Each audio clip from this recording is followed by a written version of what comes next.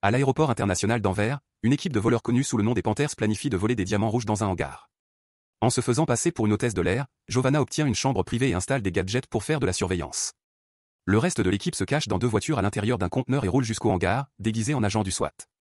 Une fois assez proches, ils lancent une bombe fumigène, détruisent les caméras et attachent tout le monde. Ensuite, ils trouvent la bonne caisse et brûlent la serrure pour l'ouvrir. Une fois le colis en leur possession, ils courent vers leur voiture, car les agents de sécurité arrivent. Une poursuite s'engage, mais l'équipe est déjà prête, les voitures se cachent à nouveau dans un conteneur qui est emporté par un camion faisant semblant de transporter du fret.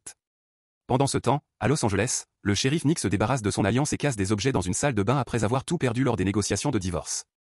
Il décide d'aller boire dans un bar et regarde les infos, où il apprend le braquage de l'aéroport, qu'il devine immédiatement être l'œuvre des Panthers. Le soir, il cherche au lit, la veuve d'un Panther décédé. Il monte dans sa voiture et la force à suivre un autre véhicule jusqu'au port, où ils entrent dans un conteneur. Nick lui demande où sont passés les Panthers et où ils cachent l'argent, mais Holly veut une part du butin sinon elle enverra une vidéo compromettante d'eux à ses filles. Nick n'a pas d'autre choix que d'accepter, et Holly lui révèle que l'argent est dans une banque française. En France, les Panthers planifient déjà leur prochain coup. Donnie se fera passer pour un marchand de diamants tandis que son équipe jouera le rôle de promoteurs impliqués dans un festival à venir. Giovanna présente Donnie à Shava, l'épouse du directeur de la banque, à qui il montre les diamants rouges volés pour crédibiliser son identité fictive. Ensuite, Shava l'emmène au Centre mondial du diamant, où Donnie étudie l'emplacement des caméras et les déplacements des gardes. On lui attribue un bureau pour gérer son inventaire, mais il se voit refuser un coffre, car ils sont tous occupés. En sortant, Donnie dit à Giovanna qu'ils doivent trouver un moyen d'accéder au coffre, ignorant qu'ils sont observés. En Italie, le parrain de la mafia, Octopus, apprend que ces diamants rouges ont été volés et envoie ses hommes les retrouver. Un peu plus tard, Shava emmène Donnie voir un expert, qui confirme que les diamants rouges sont authentiques. Un traceur est caché dans le colis, mais à la surprise de Donnie, Shava le jette dans une tasse de café avant de lui proposer un prix inférieur à la vraie valeur des diamants. Comme Donnie a besoin qu'elle garde le silence, il accepte l'offre. Le duo retourne à la banque pour finaliser la transaction, puis Donnie rejoint son équipe pour passer en revue le plan. Giovanna distribue des cartes SIM et assigne les rôles en fonction des compétences de chacun. En étudiant une carte, il réalise qu'il manque encore d'informations, donc Donnie devra approfondir ses recherches. Leur premier objectif est de trouver un itinéraire de fuite sécurisé près de la frontière italienne, sans caméra de surveillance. Dans l'après-midi, Nick arrive en France et rencontre le détective Hugo, qui enquête sur les Panthers depuis un certain temps. Ils échangent les détails de leur dossier et concluent qu'ils poursuivent la même bande. Hugo montre à Nick les images des caméras de la banque, et Nick s'illumine en voyant Donnie, mais il feint de ne pas le reconnaître avant de partir.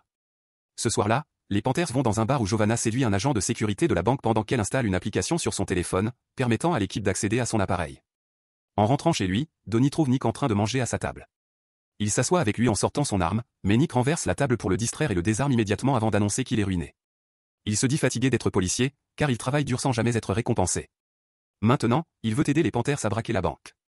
Donnie a entendu dire que Nick avait été renvoyé, mais comme ce dernier le menace de le livrer à Hugo, Donnie n'a pas d'autre choix que d'accepter de le présenter à son équipe. Le lendemain, les hommes d'Octopus arrivent en France et interrogent des criminels locaux pour obtenir des indices.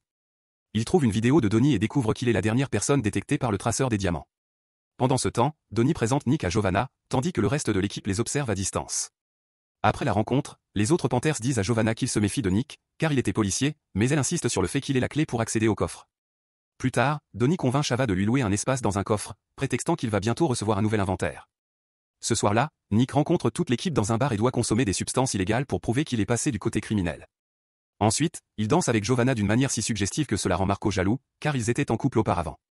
Donnie demande à Nick d'arrêter pour éviter des ennuis, mais il l'ignore et continue de toucher Giovanna. Un Marco furieux les sépare et donne un coup de tête à Nick, déclenchant une bagarre. Alors qu'ils se battent au sol, Donnie veut intervenir, mais vu que le bloc et l'attaque à son tour. Rapidement, la sécurité arrive et expulse toute l'équipe. La police intervient aussi et Hugo fouille Nick avant de le laisser partir. Donnie et Nick rentrent chez eux, mais soudain, la mafia italienne les surprend et les pousse dans une voiture. Au matin, Nick et Donnie se réveillent sur un bateau au milieu de l'océan. Les Italiens leur ordonnent de récupérer les diamants rouges s'ils tiennent à la vie, avant de les jeter à l'eau. Tandis que le bateau s'éloigne, Donnie explique à Nick qu'il ignorait que les diamants rouges appartenaient à la mafia. Les deux hommes n'ont d'autre choix que de nager jusqu'au rivage, où Nick annonce qu'il abandonne le braquage, car il ne veut pas avoir affaire aux Italiens, qui sont extrêmement dangereux. Quelques heures plus tard, Nick observe les gardes locaux depuis son balcon quand il reçoit un appel de Donnie, qui parvient à le convaincre de participer au braquage à nouveau. Ensuite, Nick retrouve l'équipe et apprend que Marco et Vuc ont quitté le groupe. Après avoir couvert la tête de Nick, l'équipe l'emmène à son quartier général pour discuter du plan. La banque possède 127 caméras qui changent d'angle toutes les 10 secondes, ce qui signifie que 117 de ces vues deviennent noires de temps en temps. Ils devront descendre dans la salle des coffres avec un timing parfait pour se déplacer sans être détectés pendant ces moments d'obscurité. Les lois sur la protection de la vie privée impliquent que les images sont diffusées en direct et non enregistrées, mais il reste un problème d'angle mort.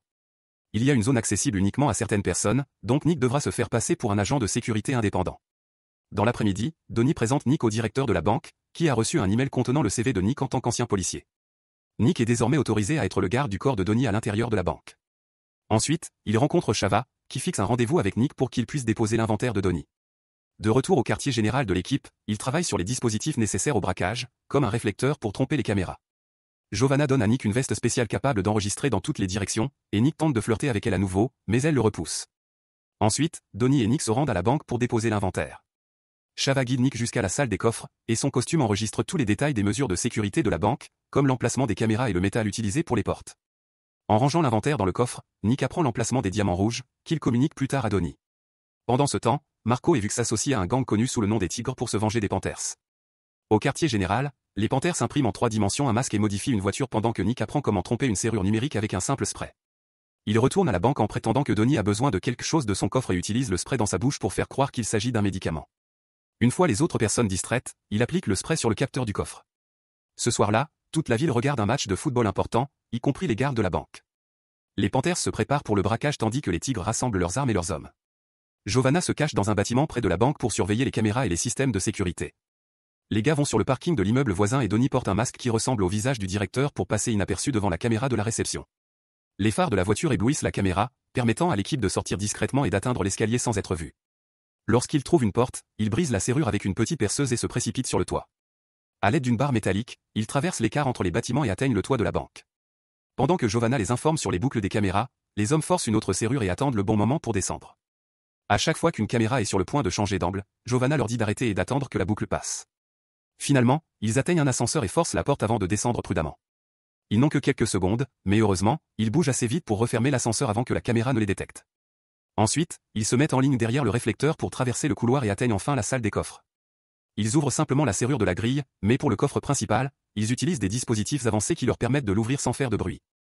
Ils commencent à forcer toutes les boîtes et à voler tous les objets de valeur, bien que Nick et Donnie se frustrent de ne pas trouver les diamants rouges. À ce moment-là, l'équipe de football du directeur commence à perdre, alors ils décident de revenir. Giovanna le voit sur les caméras et alerte immédiatement les hommes, qui arrêtent d'ouvrir les boîtes et commencent à remplir leurs sacs. Donnie ne veut pas partir sans les diamants rouges et, après de longues recherches, il finit par les trouver. Le groupe se précipite pour se cacher dans la cage d'ascenseur, si bien que lorsque le directeur arrive finalement à la salle des coffres, il la trouve fermée et repart sans se douter de rien. Une fois l'homme parti, le groupe commence à grimper dans la cage d'ascenseur, en attendant toujours que les caméras bouclent. Un homme reste au sous-sol pour tirer sur les cordes afin que les sacs puissent rapidement remonter, et une fois les objets de valeur en sécurité, tous les autres terminent leur ascension. Lorsque Giovanna leur donne le signal, le groupe sort précipitamment de la banque et commence à traverser l'écart entre les bâtiments à nouveau. Toute l'équipe réussit, sauf Nick, car la barre métallique se casse alors qu'il tente de passer. Une moitié tombe dans la rue et est repérée sur la caméra par les gardes, qui décident de sécuriser le toit. Giovanna voit les gardes bouger et ordonne à l'équipe de fuir. Nick s'accroche encore à l'autre moitié de la barre et n'a pas d'autre choix que de remonter sur le toit de la banque. Il lance son sac à ses partenaires avant de redescendre en vitesse, en s'assurant de se cacher dès qu'il entend un garde approcher. Lorsque le garde arrive sur le toit, il ne remarque rien de suspect. Pendant ce temps, le reste de l'équipe atteint la voiture et quitte le parking, ce qui est également repéré sur caméra. Nick continue de se faufiler dans la banque et essaie toutes les portes sur son passage, mais elles sont toutes verrouillées. Finalement, un garde le trouve et Nick l'abat immédiatement, sachant que l'homme porte un gilet pare-balles. Un autre garde entend le coup de feu et déclenche l'alarme de la banque. Puisqu'il a déjà été entendu, Nick enfonce une porte et trouve un balcon assez bas pour qu'il puisse sauter et atterrir sur une voiture au hasard. L'équipe le récupère immédiatement et il s'enfuit tandis que les caméras enregistrent la plaque d'immatriculation du véhicule. Quelques instants plus tard, ils entrent dans un autre parking et commencent à retirer la peinture blanche de la voiture pour en changer la couleur. Ils installent également une nouvelle plaque. Les sacs contenant l'argent sont placés dans un autre véhicule que Giovanna conduira dans une autre direction. À la banque, le directeur et les gardes découvrent enfin que la salle des coffres a été cambriolée. Alors que les gars se dirigent vers la frontière italienne, ils remarquent une voiture qui les suit. Ils sont perplexes, car ce n'est pas un véhicule de police, mais ils préparent quand même leurs armes. Une deuxième voiture apparaît derrière eux et ouvre le feu, révélant qu'il s'agit de Marco et Vuk avec les Tigres. Nick et ses partenaires doivent riposter pendant que Donnie conduit comme un fou pour leur faire éviter les balles. Après de nombreux tirs et quelques blessures, aucun des deux camps ne prend l'avantage, alors Donnie fait soudainement demi-tour et commence à rouler en marche arrière. Les Panthers ont désormais une meilleure visée et parviennent à toucher quelques hommes. Cependant, cela ne suffit pas à les arrêter et la poursuite continue. Les voitures traversent un tunnel sombre et un pont pour atteindre la route près des montagnes. Les tirs continuent et Nick parvient enfin à toucher un conducteur, ce qui fait qu'une des voitures sort de la route et tombe dans le ravin. Malheureusement, cela laisse les Panthers sans munitions, ce qui permet aux Tigres de tirer sur leurs pneus, provoquant l'accident de leur voiture contre la montagne. Marco et Vuk reviennent et se préparent à tuer les Panthers, mais avant qu'ils ne puissent tirer, ils sont abattus par les Italiens qui viennent d'arriver. Donnie remet les diamants aux hommes d'Octopus, qui en échange lui donnent les clés d'une autre voiture pour qu'ils puissent s'échapper. Après avoir incendié leur véhicule accidenté, les Panthers soignent leurs blessures et prennent enfin la fuite. En Italie, les hommes retrouvent Giovanna pour célébrer leur succès. Cependant, leur joie est interrompue lorsque la police surgit pour les arrêter tous. Donnie et Giovanna remarquent que Nick est emmené dans un autre véhicule, révélant qu'il travaillait avec Hugo pour capturer les Panthers depuis le début. Peu après, l'arrestation fait les gros titres et Octopus a une idée. Quelque temps plus tard, Nick rend visite à Donnie en prison et lui avoue qu'il avait manipulé l'équipe depuis le début, mais que leur amitié était néanmoins réelle. Avant de partir, Nick conseille à Donnie de s'asseoir, à l'arrière gauche. Lorsque vient le moment de transférer Donnie dans un autre centre de détention, 2 hélicoptères atterrissent au milieu de la route pour bloquer le convoi. Donnie s'assoit comme Nick l'avait dit, tandis qu'un groupe d'hommes masqués le libère et l'embarque dans les hélicoptères. Donnie est ensuite déposé chez Octopus et apprend qu'il a été sauvé par la mafia italienne. Octopus, impressionné par les talents de Donnie pour cambrioler la banque, veut désormais qu'il travaille pour lui. Plus tard dans la journée, Nick reçoit un message de Donnie disant « À bientôt ».